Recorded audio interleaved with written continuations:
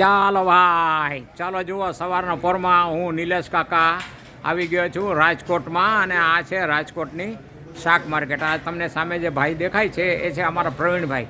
શાકભાજી જેને કહેવાય ને કે ગામ કરતાં ભલે મોંઘું હોય પણ ગેરેન્ટેડ શાકભાજી બહુ સરસ આવે છે. અને આ શિયાળાની અંદર, શિયાળામાં તમે જુઓ કે આ શાકભાજી એમને ત્યાં જે છે આ જુઓ બધું. અત્યારે ખાસ કરીને જે લીલી હળદર, આ આવી હળદર તમને મુંબઈમાં ક્યાંય જોવા ન મળે. આ જોયું તમે, મુંબઈની અંદર આ હળદર જોવા ન મળે. અને બાકી અહીંની જે લોકલ પ્રોડક્ટ છે બધી એ બી. હવે અહીંયા આ જે સિંગ છે એ તમને બધાને ખબર છે કે મુંબઈની અંદર આપણે 30 અને 35 રૂપિયાની એક નંગ આપે છે સિંગ. આ સરગવાની સિંગ જે અહીંયા આપણે પ્રવીણભાઈ છે એ વેચી રહ્યા છે. આ એમનો થોડો છે. આ શાકભાજી છે, આ તમે જુઓ સરસ મજાના શાકભાજી. આ મરચાં તો જુઓ કેટલી પ્રકારના મરચાં રાખે છે, તમે જુઓ. એમાં અમારા વઢવાણી મરચાં છે, વઢવાણી મરચાં આવી ગયા, મોડા મરચાં આવી ગયા.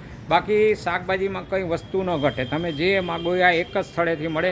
અને અહીંયાની સ્થળની ગેરંટી એ છે કે તમારું શાકભાજી તમે 15 દિવસ સુધી રાખશો ને તો એ શાકભાજીને કશું જ નહીં થાય. હા, પ્રવીણભાઈ, અમે એનું નામ જ પાડ્યું છે આ પ્રવીણભાઈ મોંઘા, પણ પ્રવીણભાઈનું શાકભાજી ગેરંટેડ છે. તો મિત્રો, તમે લોકો પણ જ્યારે પણ અહીંયા આવો ને રાજકોટ, તો જરૂરથી આ પ્રવીણભાઈના શાકભાજીના થડાની મુલાકાત લેજો, તમને મજા આવી જશે. અને આ ડિસેમ્બરમાં તો ખાસ આવો, તમને ખાવા પીવાની મજા આવશે. ચાલો આવજો બધા.